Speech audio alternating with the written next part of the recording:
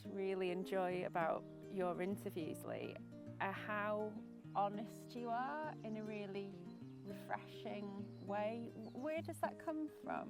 I'd like to see myself as a sort of like a fan or supporter in terms of some of the interviews that you see after games from these managers, that they're very much FAW sort of fed. You said that, not me. No, and it's no problem with that if that's how they want to be. I'd like to see a game of football as if we were watching it in a pub, or if the fan was paying customers to watch it. And I think a spade's a spade, and you know, if you've lost and the team's been better than you, I think you give them the due credit.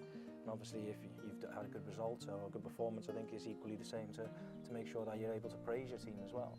I think it's come from my past as a person, as a player. You started out in Coventry with Gordon Strachan as your manager. You know, they don't come much more wow and impressive than that, do they?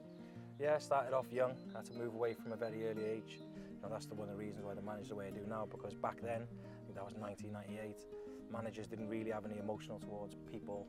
So it was important that along my journey that I understood the man management part of the game.